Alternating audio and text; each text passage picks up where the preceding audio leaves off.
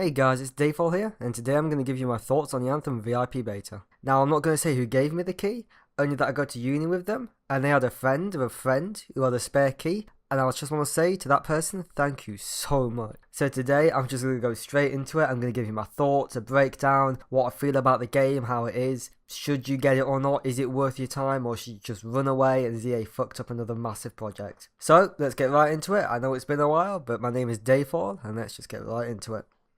Now I'm going to go into this by saying a lot of the gameplay you're going to see doesn't come from me. Mostly because this game takes a lot to run. I'll get more into it, but yeah, this game takes a lot of power. Anyway, Anthem is a game that I've been hyped for since I saw its reveal. I've been looking forward to BioWare going back to their sci-fi roots, and I was really hoping that Anthem was going to be the next big thing. The trailers look good, the gameplay seems amazing, the world sounds awesome, and overall the game just seems like it's going in the right direction from what we've been shown. But going into this beta, this is an EA game and I was so ready for it to be a failure. The game, so far, feels interesting. Granted, I'm not playing at the greatest frame rate and the game looks pretty bad because I've had to drop the settings super low, but it seems interesting. I've heard comparisons between Destiny and Warframe, and when it comes to Warframe, I have about 600 hours in the game itself, and I can say that Anthem doesn't feel anything like it. While Warframe is fast-paced, agile, focuses on abilities and weapon combos, Anthem seems a little bit slower paced. You'll find yourself holding back and taking a more tactical approach to fights at times. In this respect, it definitely gets closer to Destiny. Like in Destiny, you have two abilities. The first of these abilities is a homing missile.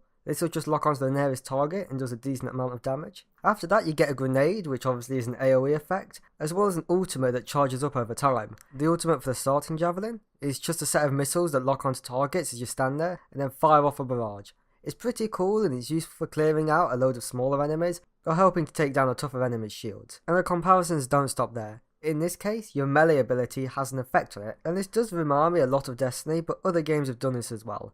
And I definitely think that despite the combat seeming similar, it definitely sets itself apart with how it feels in gameplay. While the ability setup is definitely similar to other games, the actual gameplay is different, and the third person makes for a refreshing change. But by far the most fun part of Anthem is getting around. Yes, you can fly in this game, although you are limited by a burn counter, which means that after a certain amount of time you will overheat and have to land for a bit. It is still incredibly fun, and the ability to hover and fight at the same time just adds to the experience. Add to this the fact you can use the environment to your advantage, such as, if again you overheat, all you need to do is go land in some water and it will actually decrease the amount of time it takes to cool down, which I think is an amazing feature and is definitely not used enough in games. The world itself is actually pretty beautiful even on the lowest settings. You start out in first person looking around what sort of a market / small town, and then go out into the open world into third person. It definitely seems like they've taken their time to craft this and shows that BioWare still has the capacity to build amazing worlds and gorgeous looking places. But as always, we've got to come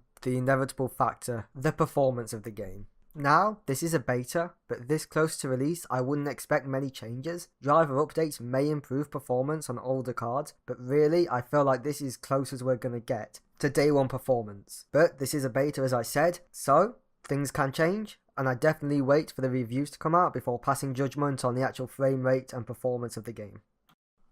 As I said at the start, this game chugs. It takes a lot to run, and while my PC definitely isn't the newest thing on the block, it still goes between the recommended and minimum specs, and I struggle to break 60 FPS at 1080p on medium to low settings, with no anti-aliasing. For reference, I have an i5 4690, 16GB of DDR3, and a GTX 970 Strix. And this is where the problems begin, even before we get into the game. On EA's own website, the minimum is an i5 3570, 8GB of RAM with a GTX 760 or Radeon 7970/R9 280X for your GPU. Now it doesn't state if these are for 1080p 60 at low, but I'm going to take it as 1080p 60 medium settings because that would kind of be fair with no anti-aliasing, and from what I've experienced, the game definitely requires more than this to hit the game at 60 on those settings or higher. But I think this can all be explained when we go on to the recommended requirements. We see they recommend an i7 4790 or an AMD Ryzen 3 1300X for your CPU, which is not too outlandish, 16GB of RAM, which again is a bit more than most gamers have, but for your GPU it says a GTX 1060, an AMD RX 480 or an RTX 2060. Now, this is where the problem comes in. The RTX 2060 is actually up to 50% more powerful than the GTX 1060. In fact, its power is closer to a 1070 or a 1070 Ti. In fact, the 2060 is considered a replacement for those cards. So this is where my confusion comes in. Which card is recommended? Is it the GTX 1060, an RX 480, or is it the much more powerful 2060? This could just be an error that was unintended by the person putting down the specs, but it definitely seems like these requirements are a little off, and considering how intensive this game is, a good graphics card is required. It might just be that they've put the 2060 there because you can get Anthem free when you buy that card for a limited time, but still, I would like to see a bit more clarification on these requirements.